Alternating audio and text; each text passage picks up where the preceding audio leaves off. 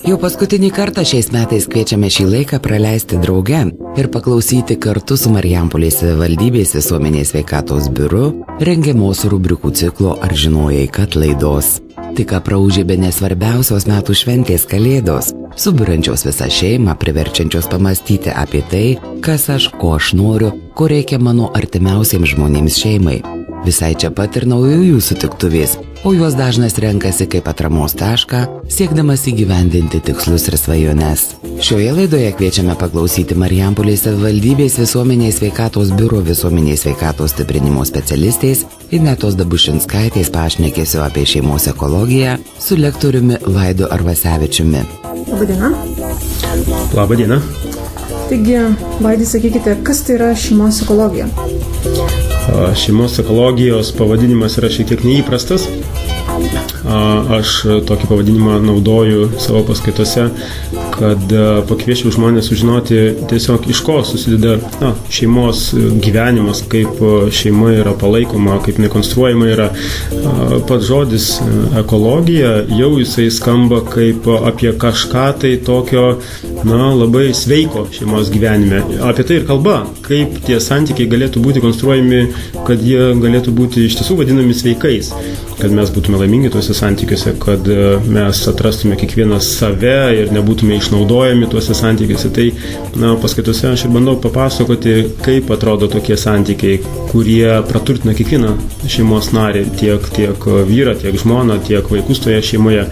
Tai šeimos ekologija apima tokias savokas kaip tikslai šeimos, kokiais tikslais, kokiais motyvais yra kuriami tokie santykiai santuokiniai, kokios pareigos priklauso labiau vyrui, kokios pareigos labiau moteriai, nors šiuolaikiniam pasaulyje mes sutinkam, kad tokia idėja, kad būtinai neturėtų būti skirstoma, kas yra vyriška, kas yra moteriška. Aš nedrįsčiau ignoruoti to fakto, kad vyriškoji ir moteriškoji esybė yra skirtingos ir neatsižvelgdami į tas skirtybės mes galim priskaldyti malkų. Taip kad aš vis tik tai kalbu apie tai, kad mes neturėtume ieškoti čia kažkokios tai patriarchališkos ar matriarchališkos santvarkos pliusų, bet vis tik tai atsižvelgti į skirtybės mes turėtume šeimoje. Tai šeimos ekologijos tema apima ir vyriškasis, moteriškasis pareigas. Taipogi šeimos ekologija yra apie tėvų santykius su vaikais, apie tai, kaip tėvai auklėja savo pavyzdžių vaikus, kokiu būdu vyro ir žmonos santykiai vaikui perduoda tam tikrą santykių modelį, ką vaikui pasako vienokį ar kitokį tėčio veiksmai ar mamos veiksmai, kaip vaikas mato pavyzdį, kaip jisai mato tėčio pavyzdį netiesiogiai, nes 3-4 metų vaikas jisai negali, berniukas pavyzdžiui, vertinti tėčio elgesio, jisai tinkamas ar netinkamas. Lygiai taip pat kaip ir mergaitė negali tiesiogiai įvertinti mamos elgesio, tai yra tinkamas moteriškas elgesys, netinkamas, reikia sekti paskui mamą tokią, ar nevalia sekti, būti tokia pačia kaip mama, ar nebūti, mergaitė negali įvertinti tiesiogiai mamos. Tai kaip tai yra vertinama, tai štai mes paskaitoje ir atskleidžiam, kaip tai vyksta. Tai vis tik tai vyksta netiesiogiai, mamos atskirai ir tėčio atskirai, o tik tai santykėje tėčio ir mamos kartu. Tai va, tokios didesnės dalys, didesnės temos, aišku, buitiniai kažkokie tai aspektai, kaip sprendžiami buitiniai klausimai, tai čia turbūt mažiausiai paskaitoje užima, bet vėlgi tokie klausimai, kaip biudžetas, pavyzdžiui, finansinis, jisai bendras turėtų būti, ar jisai atskiras turėtų būti. Galų gale, kaip turėtų būti, žinot, aš nedrįsčiau kištis į kiekvienos šeimos gyvenimą ir sakyti, kaip turėtų būti. Bet aš galiu papasakoti ir praskleisti šydą nuo to, ką reiškia bendras biudžetas, kaip jisai tvarkomas ir ką jisai duoda šeimoje, ką reiškia atskiras biudžetas, pavyzdžiui, taip. Vienokie ir kitokie pirkiniai priklauso labiau moteriai, labiau vyrui ir apskritai, ar iš viso reikia kreipti dėmesį į tokius dalykus ar ne. Mes paskaitoje ir aptarėm, kad vis tik tai šeimos stiprybės vienas iš ženklų tai yra bendras biudžetas, tai yra pasitikėjimas vienas kitu.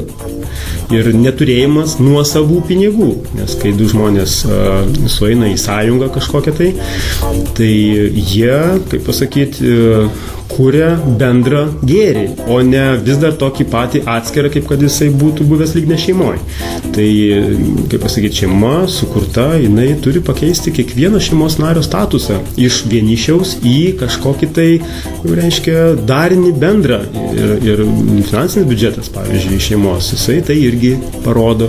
Kiti klausimai sprendžiami kartu ar atskirai irgi parodo, kaip mes atsižvelgiam į sutuoktinio nuomonę, kaip mes prašom patarimo ir taip toliau. Ar mes nurodinėjam kitam žmogui kaip elgtis, ar mes nenurodinėjam, o sutinkam su kito žmogaus kitonišku požiūriu ir taip toliau. Visą tai parodo, kaip mes šeimoje, suprantam tą bendrystę. Plius, aišku, konfliktų sprendimai. Kaip sprendžiami yra konfliktai, kaip reiškiamos emocijos yra šeimose, ką vienokia raiška lemia, ką kitokia raiška lemia, ką reiškia sąmoningumas šeimoje kiekvieno žmogaus, kad negalim taškytis viskuo, kas šauna į galvą šeimoje, nekreipdami dėmesio į tai, kaip jaučiasi kitas žmogus. Lygiai taip pat, kaip įprastai yra galvojama, kad moteris yra jautrios būtybės, o štai vyrai, tai jie tokie, kitaširdžiai. Ne visai taip. Vyras, jeigu tyli, susiraukęs nieko nesako, nereiškia, kad jisai neišgyvena nieko ir nejaučia skausmo jokio. Tai, kaip sakoma, kad moteris dažniausiai patiria fizinį smurtą iš vyrų, taip, o vyrai, galbūt moterų ir retai būna mušami, bet psichologinį smurtą jie patiria ir labai dažnai. Tik tai su statistika truputėlį keblu, nes vyrai apie tai nekalba, bet to psichologinį smurtą žmonos vyro atžvilgiu įrodyti irgi labai yra sunku.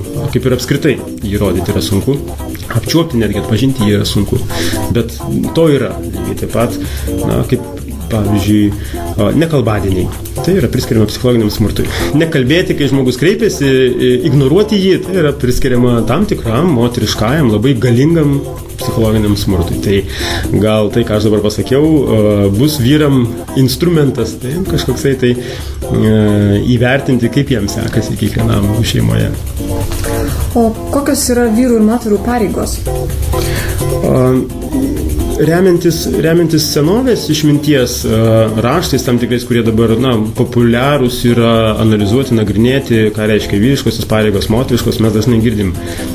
Vyrai būktai turėtų dirbti, uždirbti, išlaikyti šeimą, palaikyti gerovę, vystytis visuomenėje, reiškia savo statusą stiprinti, o moteris lygtai jų pareiga turėtų būti prižiūrėti namų židinį, auklėti vaikus, auginti juos, gimdyti prie puodų, taip sakant. Tai čia toks labai primityvus požiūris, tiesmukiškai suprastas. Šiuolaikiniai visuomeniai vis tiek aplinkybės ir ta mūsų civilizacija, kokioje mes dabar gyvenam, jinai pateikia ir savus iššūkius ir savus parametrus. Ir, moteris vien tik tai prie šeimos židinio realizuotis jau ir nebenori. Jau labiau, kad ir galimybių visokiausių yra. Tai aš tai tokį klausimą keliu. Ar mes suvokiam, koks yra vyriškasis potencialas ir moteriškasis? Vyriškas potencialas yra kitoks negu moteriškasis. Vyrai labiau tveria rizikingus kažkokius tai aplinkos veiksnius ir jie imasi rizikos ir atsakomybės lengviau imasi ir ištveria, reiškia kažkokias nenumatytas aplinkybės lengviau. Jiems yra lengviau stresinėse situacijose veikti, o tas išorinis pasaulis, veikla, ar tai būtų verslas ar darbas, kas ten bebūtų, tos pareigos tokio tipo, jos vyram yra lengviau įkandamos, sakykim taip. Moteris irgi gali tą patį daryti. Tik tai sakoma, kad moters natūra yra žymiai jautresnė, subtilesnė ir kad jinai tame pasaulyje šitaip veikdama galėtų išlikti, jinai turi sustabarėti, jinai turi prarasti dalį savo to subtilumo, jautrumo ir švelnumo, kad atlaikytų tuos, sakykim, smūgius, nes tų smūgių yra, kaip ten bebūtų, taip, darbiniai veikloj, versle ir taip toliau. Kita vertus, turint omeny tas prigimtinės vyro ir moters, sakykime, pareigas. Moters pareigos yra gimdyti vaikus, auginti juos. Tai moteriai gimus šitame pasaulyje, iš karto savaime aišku, ką moteriai veikti. Jeigu jinai nesiekia karjeros ir nenori realizuotis, tokiu, kaip mes sakom, būdu, kaip vyrai tai daro išoriniam pasaulyje, tai moteris niekada neliks be užsiėmimų. Jinai gali gimdyti vaikus, jinai gali prižiūrėti vaikus, jinai turi tam labai daug rezervų, jinai emocionaliai yra labai išprususi, prigimtinai. Tuo tarpu vyrai, jie gimdyti vaikų negali, vyram žymiai sunkiau yra atrasti, kaip realizuoti šitame pasaulyje. Moteris savaime jau realizuojasi vien tik tai gimdydama vaikus. Taip, jeigu labai supaprastintai. O vyrai savaime neturi jokios realizacijos, tokios numatytos gamtos, taip pat gimė ir labas rytas, jums tai prašom. Ir tuom vyrai yra keblesniai situacijai. Žymiai keblesniai situacijai. Vyrai, sakoma, mergaitės gimsta iš karto moterimis, jos jau, kaip pasakyti, jau numatyta savaime, ką jos galėtų daryti, jeigu jos nieko daugiau nesugalvotų, sakykime, ir neatrastų savy jokių impulsų, o štai vyram reikia padirbėti. Ir viena iš vyriškųjų pareigų yra atrasti savo pašaukimą tikrai, nes moters pašaukimas yra vienas jau iš karto gamtos duotas. O štai vyrui neduota niekas automatu. Todėl vyram šitoje vietoje yra kebliau, sudėtingiau ir tos pareigos štai jau šitoje vietoje jau vien tik tai skiriasi. Ir viena iš vyriškų pareigų yra ieškoti to savo pašaukimo, kaip realizuotis, kaip įsitvirtinti pasaulyje. Plius po to jau prisijungia, kad vyrai realizuodamėsi aplinkoje, išoriniam pasaulyje, jie šitaip globoja moterį, globoja savo šeimą, vaikus, kuria tą gerovę ir vyram labai būdinga yra globoti, bet jiem lengviau globoti, kai jie įsitvirtinę yra pasaulyje. Labai sunku iš vyro sulaukti atramos, kai vyras yra neatradęs jokio atramos taško pasaulyje. Visuomeniai, bendruomeniai nesvarbu, bet jeigu vyras nejaučia, kuo jis yra naudingas pasaulyje, jam globoti šeimą labai sunku yra. Dėl to tos šeimos, tokios pradeda judėti, pradeda klibėti ir moteris matydama, kad vyras abejoja, dvejoja, niekaip negali įsikabinti į kažkokią tai veiklą, dažnai būna moteris griebiasi pačios gelbėti šeimą. Jos darbinasi į antrą darbą, jos bando daryti karjerą, bando įsitvirtinti, kurti gerovę už vyrą. Ir kartais mes matom, kad tas ratas taip įsisuka, kad vyras taip ir nebeįsikabina. Ir gaunasi moteris kyla, reiškia, tiek karjeros laiptais, tiek statusu, o vyras lygiai taip pat tinkamai smunka žemyn. Taip ir negali iš to išsikapstyti. Kas dėl to kaltas? Mes paskaitose ieškom kaltininkų, bet kaltininkų šiaip jau kaip ir nėra. Kiekvienas žmogus atsakingas už savo sprendimą. Moteris, jinai nusprendė šitokiu būdu spręsti savo šeimos gerovės klausimą, o vyras nusprendė pasiduoti. Taip, kad kaltų nėra. Jeigu vyras bandys moterį kaltinti, kad štai jinai tokia karalystė, dėl to jisai žlugo, tai bus labai geras pasiteisinimas. Tai, jeigu moteris kaltins vyrą, kad vyras nieko negebėjo padaryti, dėl to aš įsisukau į N darbų, irgi vyras nėra kaltas. Tiesiog tiek moteris, tiek vyras, jie renkasi, kaip spręsti vienokią ar kitokią problemą ar vienokią ar kitokią sunkumą šeimoje. Kartais tie sprendimai, kai mes gelbėjam, būk tai šeimą, gelbėjam kitą žmogų, jie ne visada yra teisingi, ne visada pasiteisina, ne visada mes turim gelbėti.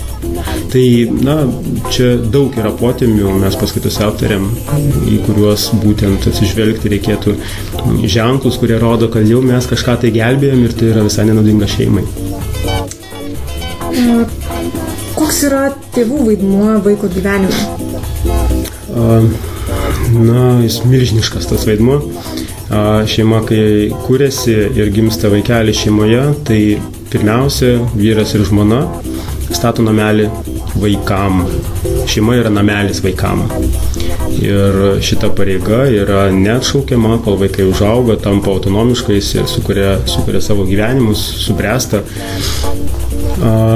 Pirmiausia, turim atsižvelgti į tai, kokie poreikiai yra vaikų. Vaikai yra iš pat pradžių, ką tik gimę, bejėgiai, jie negali apsiginti nuo aplinkos.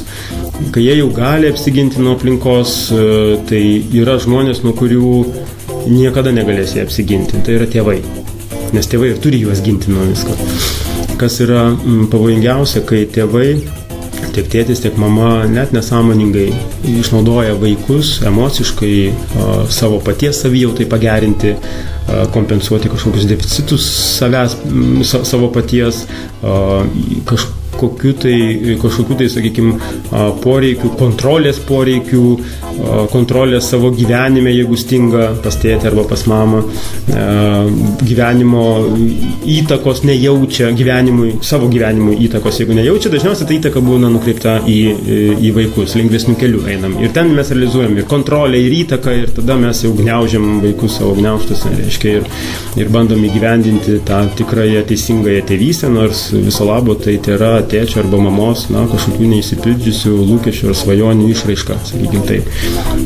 Todėl turėdami omeny, kad tėvų vaidmuo vaikų gyvenime labai yra svarbus ir vaikai atsidavę yra visiškai 100% tėvam, mes turim būti labai labai atsargus, kad nepanaudotume vaikų saviem tikslams siekti. Mes turim žiūrėti, kokie vaikų poreikiai yra, o ne kokie mūsų poreikiai. Jau šitoj vietoje mes savo poreikius turėtume į antrą planą nukelti ir jau spręstis, jeigu vis tik tai mes turim poreikių, mes jūs turim tos poreikius kažkaip tai patenkinti ne vaikų sąskaitą. Kai dažnai manęs klausiant, jeigu vaikas gimė, tai mama juk irgi turi savo poreikių, ne tik tai vaikas. Tai sakau, taip, bet tose santykiuose mamos ir vaiko, pirmiausia, mes žiūrim vaiko, kaip poreikius patenkinti turėtų mama. O jeigu mama irgi turi poreikių, jokios abejonės turi, tai vat mama savusius poreikius jau ne vaiko sąskaitą turėtų tenkinti. O žiūrėti, kokie tie jos poreikiai ir iš kur jie kyla ir kaip galėtų būti patenkinti, kad vaiko raida nebūtų sutrikdyta. Nes vaikui nėra naudinga, kai jis labai labai anksti išeina į darželį, metų ar 1,5 metų. Dažniausiai mes politikoje, sakykime, girdime tokius sprendimus, kad kuo anksčiau vaikas į mokyklą išeitų, kad kuo anksčiau turi socializuotis, išeiti į darželį ir taip toliau, bet mane truputėlį gąsdina, kad neatkreipiamas dėmesys į psichologų rekomendacijas, kada vaikui ko labiausiai reikia. Pirmieji metai, pirmieji 2-3 metai, tai yra tas amžius, kai vaikui labiausiai reikia būtent tėčio ir mamos, tos šilumos ir atjautos ir to artimo santykio ir emocinio ryšio. Būtent tuo metu formuojasi pagrindinė asmenybės atraminė struktūra. Būtent tuo metu ir tik tai su mama ir tėčiu. Arba kitu atveju galbūt su kitu kažkokiu suaugusiu žmogumi, bet su tuo žmogumi, kuris visada šalia vaiko ir visada jisai atliepia vaiko poreikius. Tai tėvų vaidmuo vaiko gyvenime, tai yra atramos vaidmuo, stabilios, nuspėjamos atramos, nepretenzingos, nepriekaištaujančios atramos, nekritikuojančios, o priimančios, suprantančios atramos, padedančio autoriteto vaidmuo, reiškia mokančio, ne besistebinčio, kaip taip vaikas galėjo pasielgti, o mokančio, suprantančio, kad vaikas dar nemoka elgtis vienoje ar kitoje situacijoje ir išvengiant tos kritikos ir to kažkokio tai menkinimo, mes vaikam padedam susivokti, susigaudyti, skatinam tinkamą elgesį, o ne akcentuojam vien tik netinkamą elgesį, kas irgi dažnai būna klaida, nes vien tik tai matydami, kaip vaikai neteisingai elgesi, akcentuodami būtent tai ir apie tai daugiausia kalbėdami, mes ir toliau skatinam netinkamą elgesį, nes per jį mes daugiausia dėmesio ir skiriam. O geram elgesiui, taigi jisai savaime aišku, kad toksai turėtų būti. Dėmesio nėra, kam vaikam stengtis būti, tinkamai elgtis, jeigu už tai jie negauna jokio dėmesio. Ir tėvai kitą kartą net patys nesupranta, kad jie paskatina vaikų netinkamą elgesį. O tam iš tiesų yra pagrindų, yra literatūroje aprašyta skatinimo būdai ir kaip mes būtent paskatinam tą netinkamą elgesį. Tiesiog reikia šiek tiek pasidomėti ir tampa viskas aišku. Ir užtenka, kelių valandų išgirsti tėvam kažkokią tai paskaitėlę, paskaityti kokią nors knygelę. Viena ar kita dabar tų knygų yra išties mūsųse gerų ir santykiai su vaikais tėvų gali pasikeisti kardinaliai. Nereikia ypatingų mokslų išeiti. Tiesiog vieną kitą nuostatą pakeitus, santykiai gali kardinaliai pasikeisti. Gyvenimo kokybė keičiasi neįtikėtinai. Ir tėvai tampa laimingesni, ramesni. Ir tie vaikai atsipalaiduoja ir atsiriša, ir vaikų tas ir kūrybingumas atsiriša. Ir mes pamatom, kad vaikas ir apskritai asmenybė įvairiapusė, įvairialypė ir emocingumas, ir tas jautrumas, ir talentai atsiveria, ir gebėjimai. Daug dalykų atsidaro, kai kai vaikas pasijunta saugus šalia suaugusių žmonių. Taip kad tėvų pirmoji užduotis turbūt sukurti vaikams saugią buveinę, kurie galėtų pažinti save galų gale. Taigi dėkojame Jums už pokalbį. Ačiū Jums. Tiek šį kartą. Nuoširdžiausi linkėjimai Jums ir Jūsų artimiesiems. Norisi tikėti, kad šioje laidoje išgirstos mintys pastumės pagalvoti apie dalykus, kurie Jūsų šeimos santykius padarys kokybiškesnius, savitarpio supratimą pakėlės į kitą lygmenį ir mažuosius šeimos narius leis auginti atsakingais ir laimingais valstybės piliečiais. Iki susitikimo kitais metais. Ir kitais metais norėdami, kad rubrikos būtų naudingos kasdieninėme Jūsų gyvenime, kviečiame klausimus ir pasiūlymus siųsti elektroniniu paštu noriu-girdėti@gmail.com. Daugiau informacijos apie Marijampolės savivaldybės visuomenės sveikatos biuro veiklą, renginius ir užsiėmimus rasite biuro svetainėje adresu marijampolės.vsb.lt. Visos naujienos Facebook paskyroje Marijampolės visuomenės sveikatos biuras. Rūpinkime savo ir artimųjų gerą savijautą patys, o mes pasistengsime naudingą informaciją Jums padėti išlikti sveikiems.